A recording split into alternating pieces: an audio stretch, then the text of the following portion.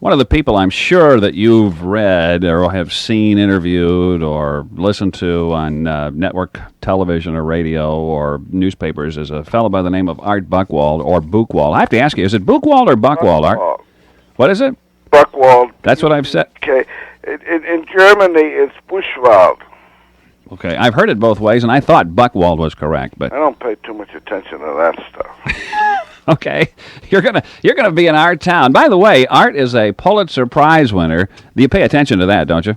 Yeah, that's very important when you get introduced because then people pay attention to you. You have to, that'll wake them up right there. Yeah. And you're going to be introduced in our town on April 18th. Yeah. You're going to be speaking for the Red Cross, in fact, at Jumer's Chateau. I think it's a fundraiser, so I want everybody to come. Yeah. And if you can't afford it, give blood. Let me talk to you a little bit about yourself. I'm sure you're familiar with yourself, so we can go. I wrote a book called Leaving Home, which is just out in paperback, or at least the soft cover, and it's the story of my life from age being born to 21, or when I went to Paris. What makes it a little interesting is you expect a funny man to be funny, but it's a very sad book because my mother was taken away and put in a mental institution when I was born, and I was raised in an orphanage in a series of foster homes. And then I ran away from home and joined the Marines, and then I went to USC. So the story is a lot different than people expect of me. Although I guess a lot of comedians supposedly have pretty lousy childhoods, and maybe that's why they turn to comedy. That's right. It's true, because it's a mask. And my mask, I could make people laugh, which is it's a blessing. Mm-hmm. You know, you sound funny, too. You have a funny approach to speech or whatever, but we primarily think of you as a writer, right? Well, yeah, I hope to be known as a writer rather than as a speaker, but I do a lot of public speaking, and I like that, too, because it's different, and you're not going to believe this, but I'd have no other occasion to come to Bloomington except for this affair. Mm-hmm. Have you ever been through Central Illinois before? I think so. A while back. I think so, but it's not like I remember exactly when. Yeah. You have traveled all over the place, as we mentioned. I guess Paris is really where you really got your start in the writing field, huh? Years in Paris, and I'm working on the second volume of my memoirs now, which takes in the Paris years. And unlike the first book, which is sad, this one is so glitzy, I can't believe it. Yeah. I have to ask you about, since you call Washington, D.C. home now these days, have you ever written, I know you do it in a humorous manner, you poke fun at the politicians, yeah. But have you ever been so angry that you just don't even want to do the comedy part of it? You just want to rip into Washington and what goes on? I've done that several times, and then my secretary read it and tore it up. I mean, the point is, if the anger comes through, I don't think you have the impact.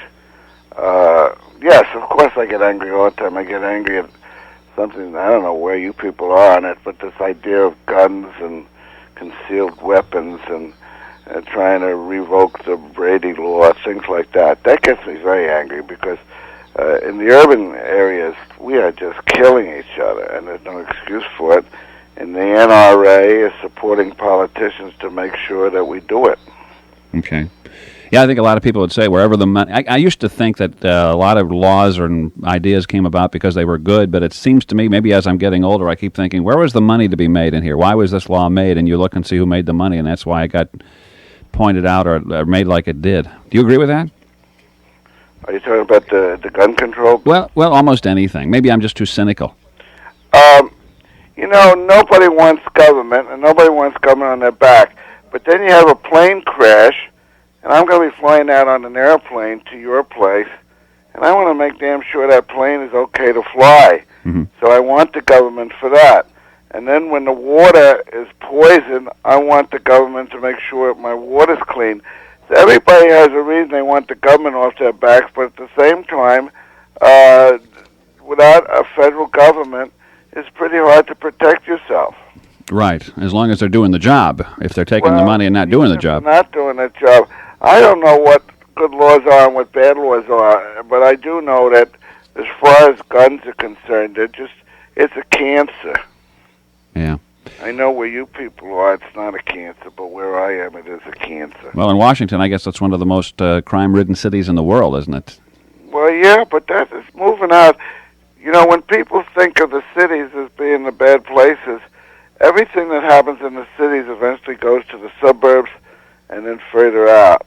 Right. The culture of the country now, with the television sets and everything, every kid in America knows what every other kid is doing.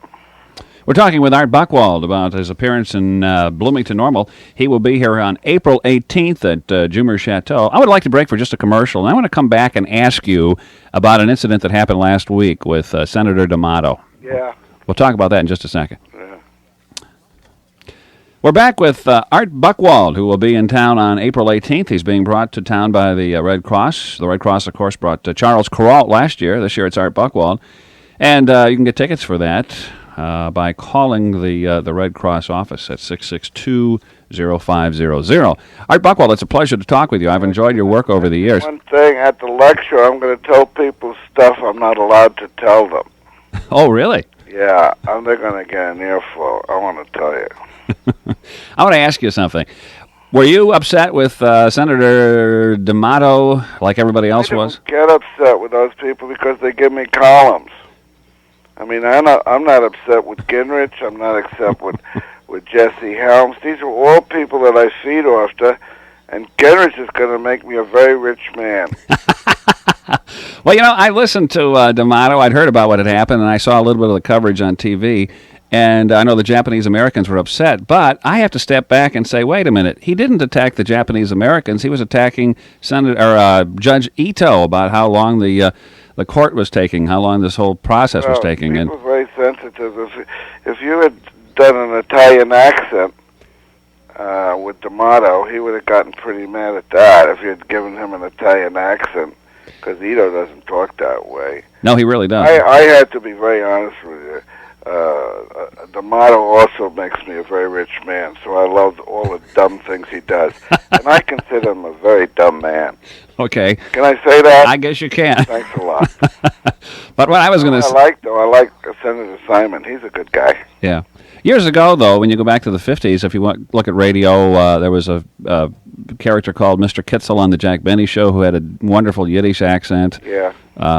People laughed at that, and it was like you're part of America. We could poke fun at each other, and then, as long as it's not in a harmful way, I think that's good, don't you? It is in a sense, but the minorities are the ones who get the fun made of them. The WASPs never do. So if you're a minority, whether you're Jewish or something else, you feel that people are making fun of you. You feel some of the savageness that you felt in other areas. I'm Jewish, and I went through quite a lot from people, and I'm very sensitive. Yeah. Well, if it hurts, then it's I don't agree with that. It does hurt. That's why people get upset. And in the past, they never said anything. And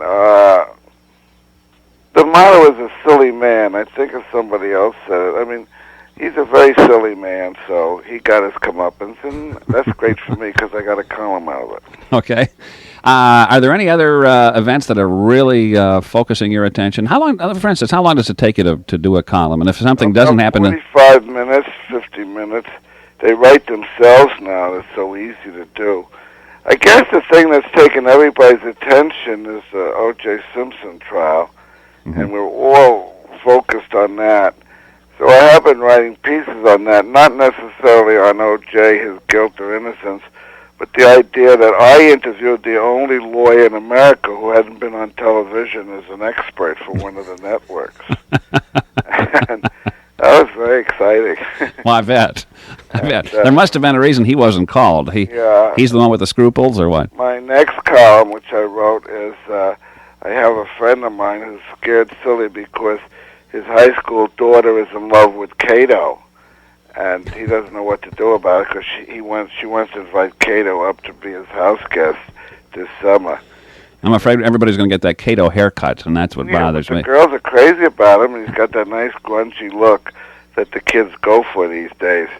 You know, the idea of a guy wearing a tie and a shirt and a jacket is really out, and you have to be really grungy. I've been to some real nice parties where the girls look sensational, and the guys looked as ugly as I've ever seen them. So does that mean that Mr. Buchwald will be taking on the grunge look in the future? I did in the Cato column, because I had my friend who was so worried about him, and I said it could have been worse. Your daughter could be in love with one of the defense lawyers. That's one way to look at it. One way to look at it. What we're doing here is America is what it is today. It's influenced so much by O.J. If you saw the survey yesterday, more people are watching O.J. than are watching the news. Yeah. And that's bad for you and me. I couldn't believe how many people were glued to the set when they had the Bronco chase on. And, wow, that was bigger than the Kennedy assassination. Yeah, but then I had to stop and think, no, wait a minute, this is a football player. So I guess that explains it. No, I think there was some drama involved because nobody knew what was going to happen. The guy could have killed himself. And we're so mesmerized, we're so taken by these events because we're seeing them live, L-I-V-E. Mm-hmm. And that's the thing that gets you. But it's the celebrity, too. That kind of chase probably goes on all the time. At least other people are being looked at by the police or trying to be caught by the police, but we don't hear about it. The same thing about this, and I'm sure that you're doing it all the time, is everybody's got an opinion on O.J. Simpson. Mm-hmm. They don't have an opinion on disarmament. They don't have an opinion on atomic weapons. They don't have an opinion on where we're going with the economy, but they all have an opinion, guilty, innocent. And it's not very... Now it's even becoming racial because apparently the black people are very much for his innocence and the white people think he's guilty. Yeah. Doesn't mean anything, but that's the way it is. Does this sound crude to say it's not all that important, really, considering all the other things you mentioned that we should be concerned about? The O.J. trial, innocent or guilty, isn't going to... It's a drama. It's a soap opera. We know now. I mean, before we're finished, we're going to know more about DNA than we've ever known in our lives. Mm-hmm. And that's, what can you do? You have to go with it because that's the way it is. And if you can't get people interested in the real stuff, then you get interested in O.J. Yeah, I guess in a way the whole judicial system's under scrutiny here. And yeah, right. Don't you think so? Yeah, absolutely. I mean, one of the things I give your listeners something to think about is if there's a mistrial and there's a possibility with the jury being the way it is, using them up so fast, there's no way that O.J. could afford a second trial. So I think all the players in this trial would have to do it for free the second time around. Mm-hmm. Because we're talking about $3 or $4 million so far that's been expended on the defense. Right. And he deserves it. I don't think he shouldn't have it. But it's interesting for people to be sitting at home and saying nobody else gets that many lawyers. Right. Most trials don't last that long or take that long. No, and probably the biggest element of what's wrong, in my opinion, is it's televised. If it wasn't televised, that trial would be half the length. You really think so? I think people are really playing to the TV cameras. And without it, they'd have to move on. Yeah. Once again, I'm not calling the shots. I'm just writing the music. Right. Well, listen, you're an interesting guy, and I want to thank you for being on the show with us. I hope everybody in Bloomington comes out. I have to tell you that with the basketball championship over, there's no reason for them to stay at home on April 18th. Okay, I think there are only like 80 tickets left, and they only have like 344 to sell totally because they have limited space. Oh, I didn't know that. What's the story on your school out there? Did they do well this year in the basketball? We did very well. In fact, we had one of our schools locally take first place. Oh, that's in great. The state tournament. So well, I know you're famous out there for basketball. Yeah. Well, we do get into it in a big way. Okay. Listen, Mr. Buchwald, thank you very much. We'll look forward to seeing you on the 18th of April. Righto. Okay. Bye.